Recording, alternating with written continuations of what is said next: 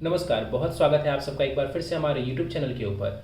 आज के कार्यक्रम में हम एक 38 वर्ष महिला की जन्म कुंडली का अध्ययन करने जा रहे हैं, जिन्होंने अपने बर्थ डिटेल्स हमारे साथ शेयर किए हैं और ज्योतिष के माध्यम से अपने जीवन से जुड़े हुए प्रश्नों के उत्तर जानना चाहती हैं। साथ ही साथ चाहती हैं कि मैं इनकी कुंडली का पूर्ण विश्लेषण करूँ। आगे बढ़ने से पहले हर बार की तरह आप सबसे निवेदन है, यदि अभी तक आपने हमारे चैनल को सब्सक्राइब नहीं किया है तो आप इसे सब्सक्राइब कर दें और बेल आइकन दबाना ना भूलें।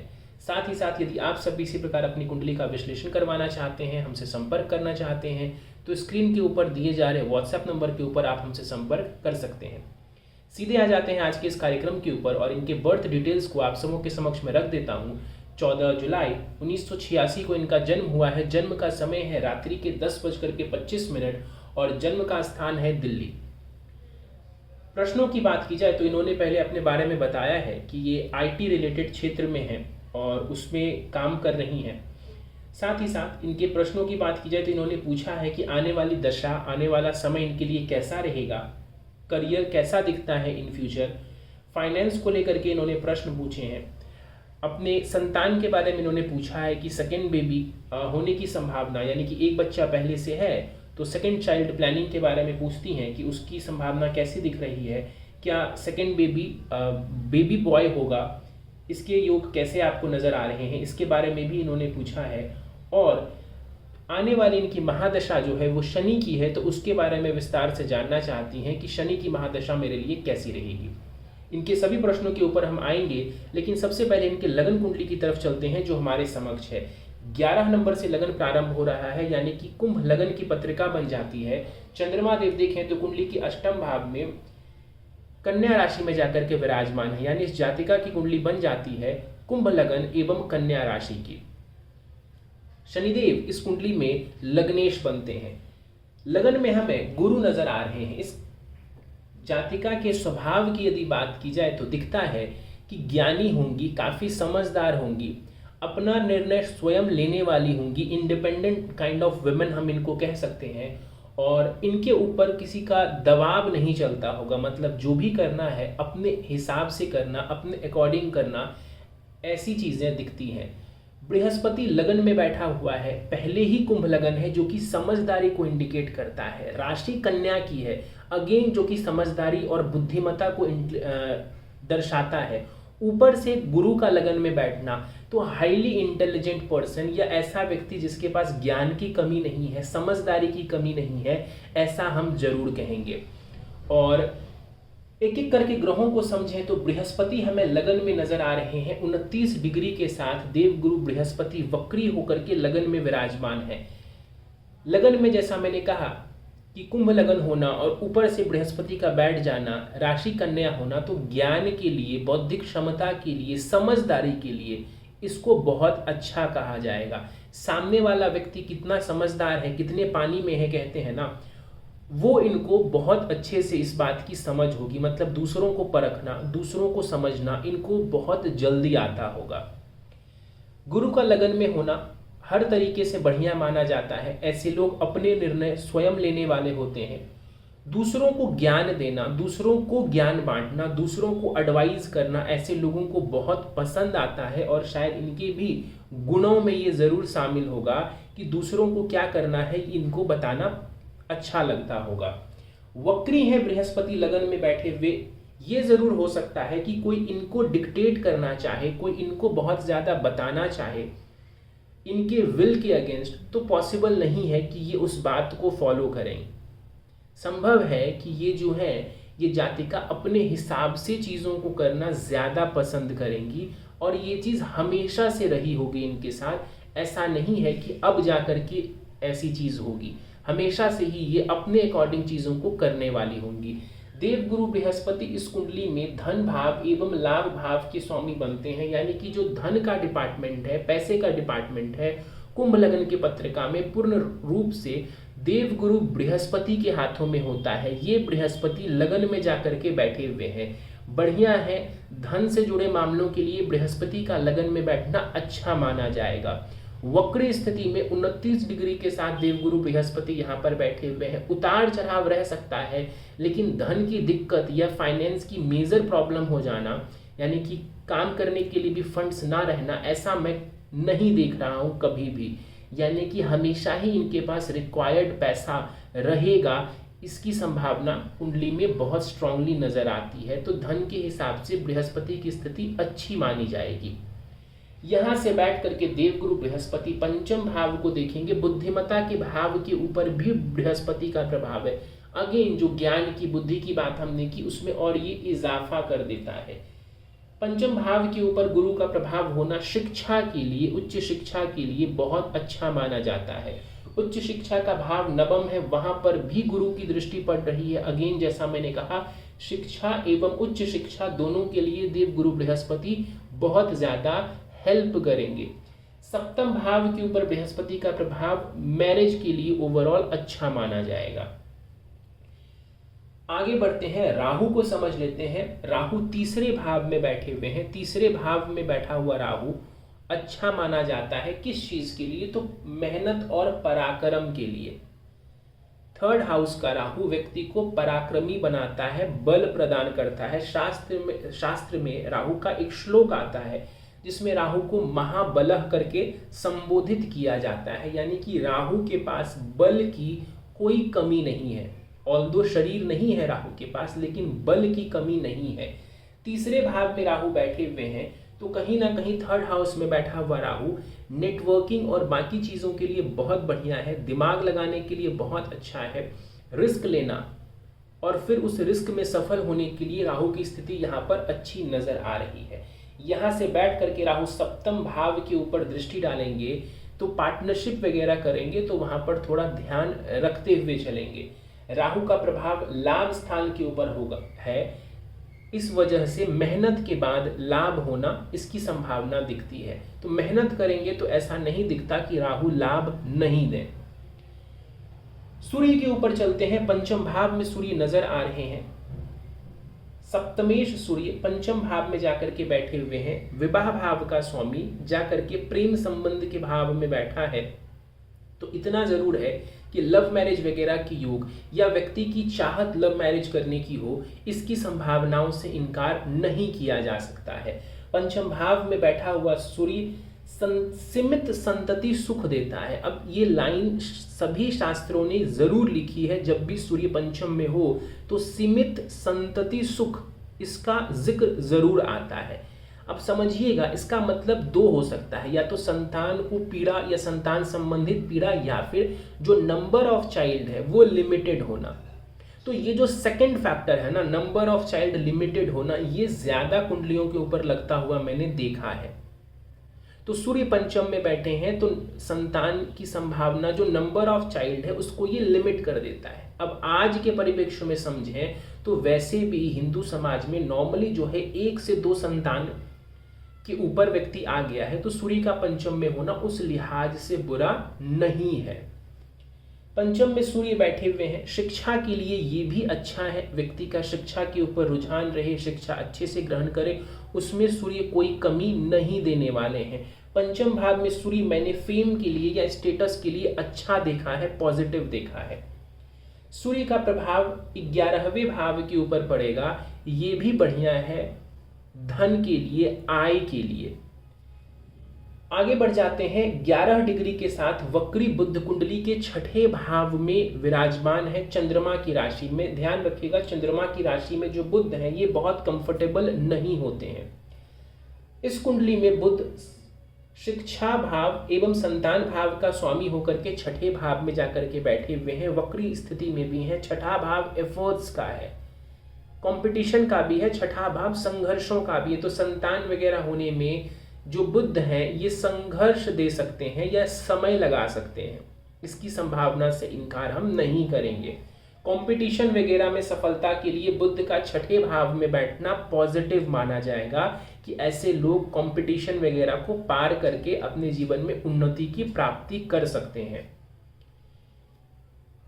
बुध यहां से बैठ करके कुंडली के 12वें भाव के ऊपर देखेंगे। पंचमेश है बुध, खर्च भी करवाएंगे तो दिमाग लगा करके ही व्यक्ति खर्च करेगा, और वैसे भी जो बुध है ये बुद्धि का कारक है, तो इसको खर्च के लिए हम बहुत बुरा नहीं कहेंगे।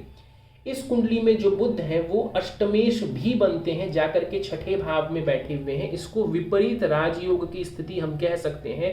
मैंने बार बार अपने कार्यक्रम में कहा है कि विपरीत योग अलग है, विपरीत राजयोग अलग है। जरूरी नहीं है कि हर कुंडली में जहां विपरीत योग नजर आ रहा हो वहां विपरीत राजयोग का आपको फल मिले, लेकिन इस पत्रिका में जो बुध है ये विपरीत राजयोग की स्थिति का निर्माण कर रहे हैं। तो ये विशेष फायदा हो जाता है कंपटीशन जैसे मामलों में। बुध का छठे में बैठना लोन संबंधित मामलों में फायदा करवाएगा। व्यक्ति को जब लोन की जरूरत होगी तो व्यक्ति को लोन मिल जाएगा, जिस वजह से व्यक्ति का कार्य बाधित नहीं होगा। शुक्र के ऊपर चलते हैं। सप्तम भाव में 9 डिग्री के साथ शुक्र नजर आ रहे हैं। सप्तम भाव में बैठे हुए हैं शुक्र। इस कुंडली में शुक्र को समझें तो भाग्येश एवं सुखेश है।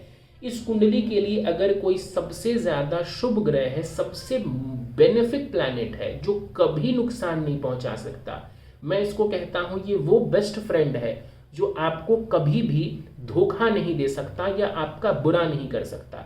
इस पत्रिका में ये जो क्रेडिट जाता है ये शुक्र को जाता है।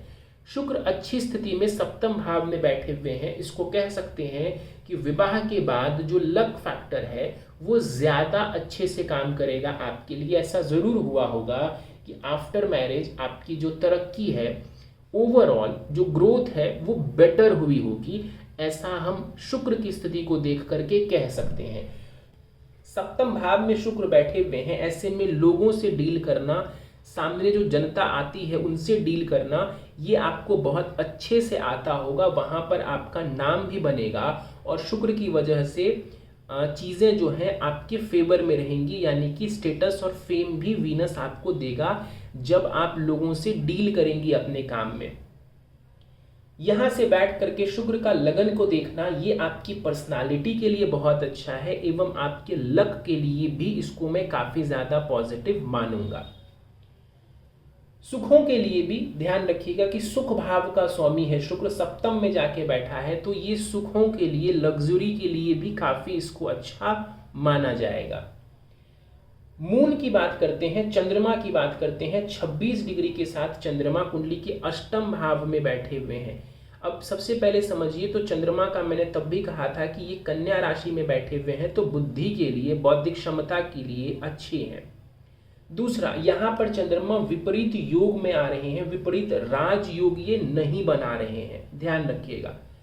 तो विपरीत योग है चंद्रमा का, विपरीत राजयोग का फल ये चंद्रमा नहीं देगा आपको। छठे भाव का स्वामी है, अष्टम भाव में बैठा हुआ है, लोन को लेकर के चिंता वगैरह दे सकता है, लेकिन शुभ ग्रह है, राशि परिवर्तन है बुध एवं चंद्रमा में, बहुत ज्यादा लोन को लेकर के चंद्रमा पीड़ा दे देंगे आपको, ऐसा मैं नहीं देख रहा हूं। तो चंद्रमा की स्थिति भी ओवरऑल ठीक कही जाएगी। सेकंड हाउस के ऊपर जो चंद्रमा का प्रभाव है, चंद्रमा एक चंचल ग्रह है, द्वितीय भाव को देखेगा तो जो धन की स्थिति है वो सदा एक समान नहीं रहेगी। अब इसका ये मतलब बिल्कुल मत निकालिएगा कि पैसा नहीं होगा, पैसा तो बृहस्पति हमेशा ही आपको देते रहेंगे, लेकिन चंद्रमा का जो प्रभाव सेकंड हाउस के ऊपर है तो धन में फ्लक्चुएशंस जरूर हो सकते हैं, उतार चढ़ाव हो सकते हैं। केतु के ऊपर चलते हैं, भाग्य भाव में केतु नजर आ रहे हैं, अच्छी स्थिति में हमें केतु दिख रहे हैं, केतु की पोजीशन बढ़िया है तो लक सपोर्ट करता हुआ दिखता है। हायर एजुकेशन या एजुकेशन जो भी रही हो वो चीज़ें भी यहाँ पर अच्छी नज़र आती है। व्यक्ति जो है उसको लक का सपोर्ट बना रहे, इसके लिए हमने पहले ही शुक्र की स्थिति देखी थी। नवम भाव में केतु बैठे हुए हैं, ये भी लक के लिए ओवरऑल अच्छे माने जाएंगे। अब समझिएगा, नॉर्मली जब हम राहु केतु को नवम में देखते हैं तो सीधा सीधा हम उसको नेगेटिव चीज़ों से जोड़ देते हैं, लेकिन ऐसा करना उचित नहीं है। यहाँ पर नवम में केतु बैठे हुए हैं, इसको भी अच्छा ही माना जाएगा लक के पर्सपेक्टिव से। शनि की बात कर लेते हैं, शनि कुंडली के दसम भाव में बैठे हुए हैं, 10th हाउस में शनि है, लग्नेश जाकर के दसम में बैठा हुआ है। करियर के प्रति व्यक्ति की आसक्ति दिखती है, इंटरेस्ट हमेशा ही करियर को बनाने में, करियर की तरफ जो फोकस है वो जरूर रहेगा हमेशा ही। अच्छी चीज़ है, जो मैंने पहले से ही कहा कि इंडिपेंडेंट वुमेन टाइप चार्ट है ये, कि अपना नाम बनाना है, एक नाम और मुकाम हासिल करना है जीवन में, उसके लिए जो शनि की प्लेसमेंट है वो काफ़ी अच्छी नज़र आ रही है। जीवन में कुछ उतार चढ़ाव रह सकते हैं, वक्रता लिए वे बहुत सारे ग्रह कुंडली में मौजूद हैं, तो उतार चढ़ाव जरूर रह सकता है जीवन में, लेकिन शनि का दसम भाव में बैठना ये दिखा रहा है कि लाइफ में पोजीशन अटेन करना, पोजीशन को ग्रहण करना, इसकी भूख भी होगी आपके अंदर और ये चीज़ें आपको प्राप्त भी ज़रूर होंगी। उतार चढ़ाव रह सकता है करियर वगैरह में। शनि दसम भाव में बैठे हुए हैं, यहाँ से इनकी दृष्टि 12वें भाव के ऊपर पड़ती है। अपने ही घर को देखेंगे, बढ़िया है। विदेश वगैरह की यात्रा या फिर यूँ कह लीजिए कि जो खर्चे होंगे वो भी इन्वेस्टमेंट के फॉर्म में हो तो मुझे कोई इसमें आश्चर्य नहीं होगा, क्योंकि अपने घर को शनि देख रहे हैं तो फालतू खर्चा मैं नहीं बोलूँगा। जो पैसे व्यय भी होंगे वो संभावना है कि अपने हिसाब से हो, अपनी मर्जी से हो और इन्वेस्टमेंट के फॉर्म में हो, इसकी भी संभावनाओं से मैं इनकार नहीं करूँगा। चौथे भाव के ऊपर शनि की दृष्टि अगेन बढ़िया मानी जाएगी इसको। अब देखिए, शनि प्रॉपर्टी दिलवाता है तो व्यक्ति प्रॉपर्टी के ऊपर खर्च कर सकता है। प्रॉपर्टी दिलवाने में शनि आपकी हेल्प करेंगे। शनि का प्रभाव सप्तम भाव के ऊपर भी पड़ रहा है, जो कि विवाह का होता है। थोड़ी देर पहले हमने डिस्कस किया था कि गुरु भी विवाह भाव को देख रहा है। तो गुरु शनि मंदगामी ग्रह हैं, धीरे धीरे चलने वाले ग्रह हैं। इनका प्रभाव सप्तम भाव के ऊपर है तो बहुत ज़्यादा संभावना दिखती है कि विवाह डिले से हुआ हो। विवाह जो नॉर्मली एक एज में होता है उससे थोड़ा डिले इनका विवाह हुआ हो, इसकी संभावना बहुत ज़्यादा नज़र आ रही है इस चार्ट में। इन्होंने बताया नहीं है इस बारे में कुछ भी, लेकिन जो चार्ट है ये रिवील कर रहा है कि विवाह डिले से हुआ होगा। जो भी एक एज होती है नॉर्मली उससे थोड़ा ज़्यादा एज में इनका विवाह हुआ होगा। गुरु शनि का प्रभाव सप्तम भाव के ऊपर है, ये ओवरऑल बढ़िया है। पार्टनरशिप टिका रहे इस फैक्टर के लिए।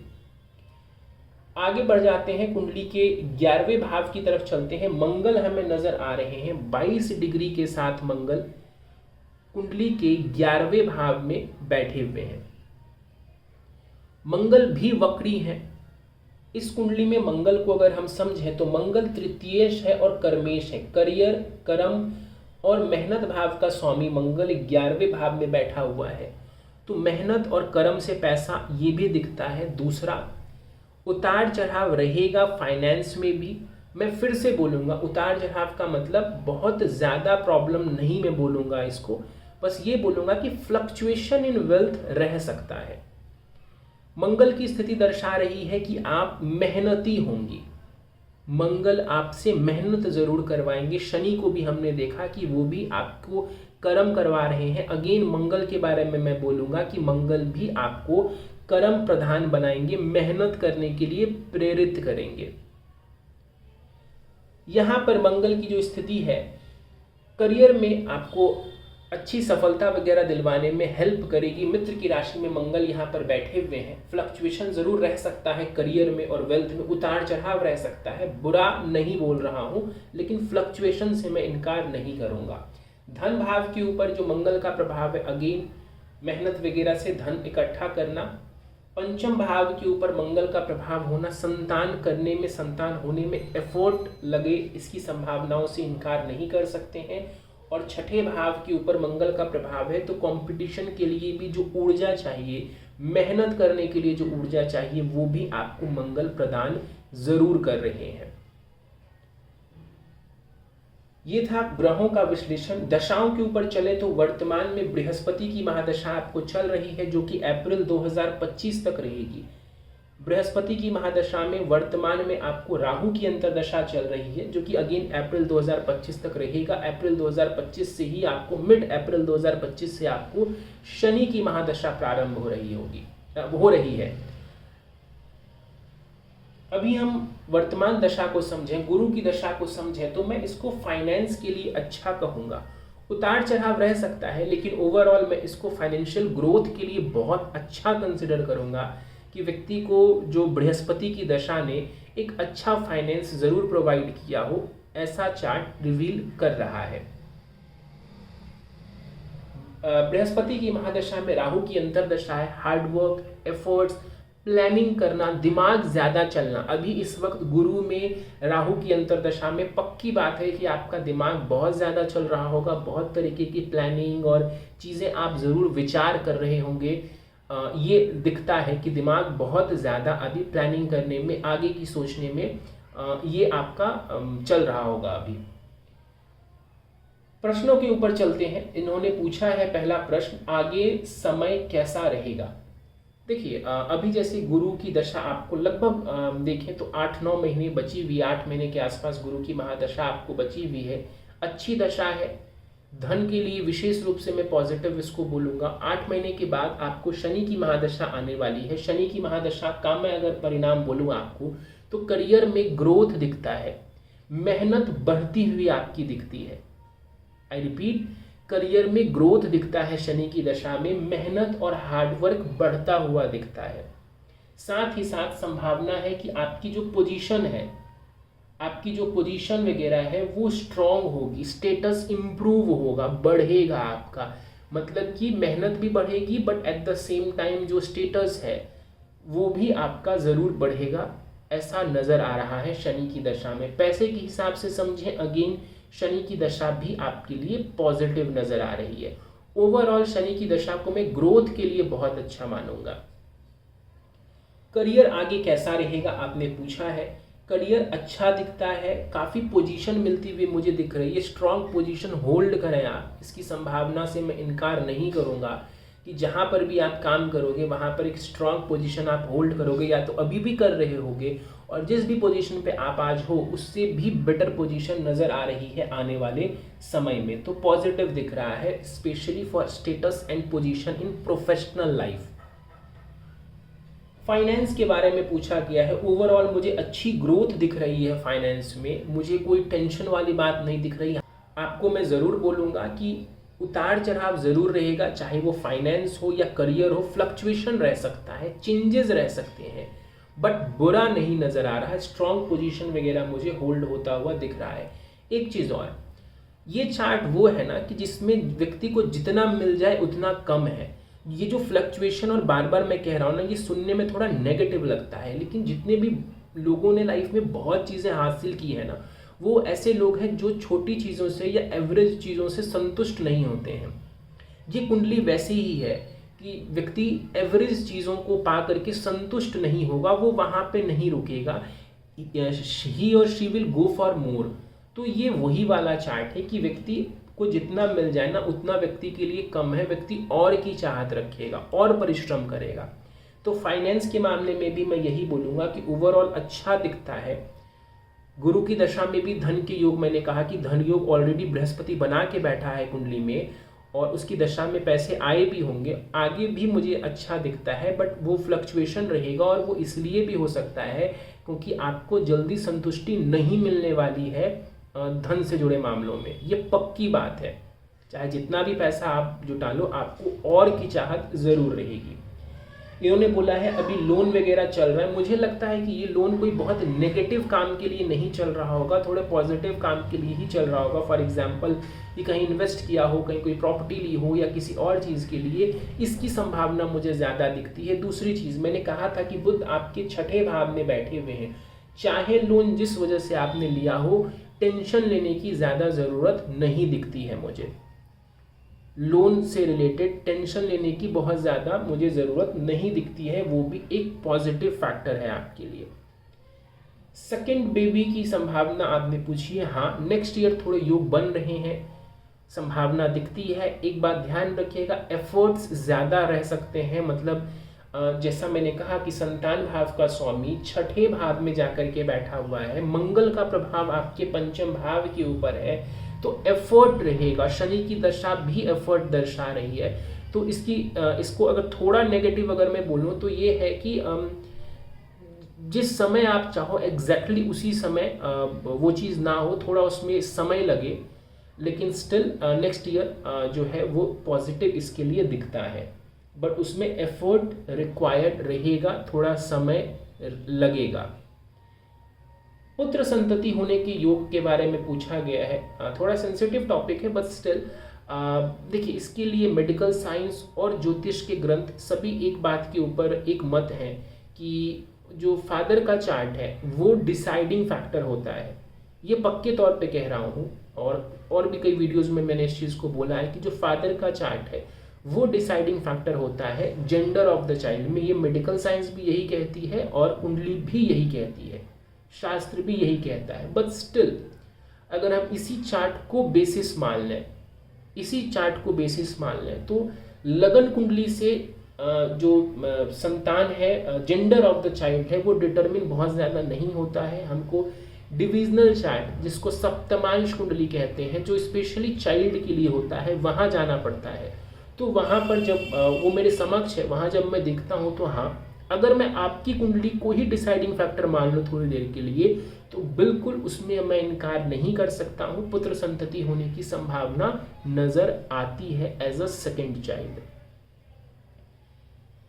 अगेन इन्होंने आखिरी सवाल पूछा है कि शनि की दशा कैसी दिखती है। मैंने जैसा कहा कि शनि दशा ओवरऑल ग्रोथ के लिए, पोजीशन अटेन करने के लिए, स्टेटस पाने के लिए अच्छा दिखता है।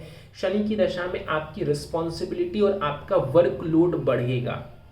तो हो सकता है कि कोई नई जिम्मेदारी मिले और उस नई जिम्मेदारी के साथ थोड़ी आपको रिस्पॉन्सिबिलिटी एक्स्ट्रा भी निभानी पड़े, लेकिन ग्रोथ के लिए, जैसे कहते हैं ना कि मेरा सपना है या मुझे ये स्टेटस चाहिए, उन चीज़ों को पाने के लिए जो शनि की दशा है ये बहुत अच्छी मुझे नज़र आ रही है। वक्रता की वजह से लाइफ में फ्लक्चुएशंस रह सकते हैं, उससे घबराना नहीं है। चार्ट मुझे काफ़ी ज़्यादा पॉजिटिव नज़र आ रहा है। एक दो फैक्टर और अलग से जो मुझे दिख रहे हैं, पार्टनर जो भी होंगे आपके बड़े समझदार दिखते हैं, वो भी उनके ऊपर भी काफ़ी ज़्यादा बुध और गुरु का मुझे प्रभाव दिखता है। तो जो पार्टनर होगा वो भी काफ़ी इंटेलिजेंट और समझदार मुझे नज़र आ रहा है। इसके अलावा नवमांश कुंडली की अगर हम बात करें, तो नवमांश कुंडली 3 नंबर यानी कि मिथुन लगन की बन जाती है, 3 नंबर से प्रारंभ होती है। और वहाँ पर भी अगर मैं ग्रहों की स्थिति को समझूं तो पॉजिटिव नज़र आ रहे हैं। पंचम भाव जो संतान का होता है, वहाँ पर केतु, बुध और मंगल बैठे हुए हैं। राहु केतु एक्सिस आ रहा है, मंगल भी वहाँ पर बैठा हुआ है। तो संतान को लेकर के ये जो डिले वाली बात है ना, उसको नवमांश कुंडली कंफर्म करती है। संतान को लेकर के एफर्ट ज़्यादा लगना संतान होने में, इस बात को भी जो मैंने कहा, इसकी पुष्टि नवमांश करती है। और इसकी डबल पुष्टि जो है वो सप्तमांश कुंडली, जो संतान वाली अलग से कुंडली है, वो भी कर रही है। तो थोड़े एफर्ट रह सकते हैं, थोड़ा डिले हो सकता है सेकेंड बेबी होने में। और मुझे लगता है कि फर्स्ट बेबी या जो फर्स्ट चाइल्ड भी आपका हुआ होगा या हुई है, बच्ची है, बिटिया है, तो उसमें भी थोड़ा समय लगा होगा आपको, मतलब डिले के साथ ही हुई होगी, क्योंकि मैरिज भी मुझे डिले ही दिख रहा है चार्ट में। बाकी नवमांश कुंडली वगैरह की स्थिति ओवरऑल ओके नजर आ रही है। उपाय के ऊपर चलते हैं। कुंडली बढ़िया है, बहुत ज़्यादा उपाय की आवश्यकता मुझे नज़र नहीं आती है। संतान प्राप्ति हेतु और लोन रीपेमेंट आसानी से हो जाए, इसके लिए सिंपल उपाय बता रहा हूँ, लेकिन वो वर्क करेगा। माँ दुर्गा की उपासना बहुत लाभ देगी आपको। माँ के 108 नाम, ये दुर्गा सप्तशती में आपको मिल जाएगा। माँ दुर्गा के 108 नाम में तो इंटरनेट पर भी आपको मिल जाएगा।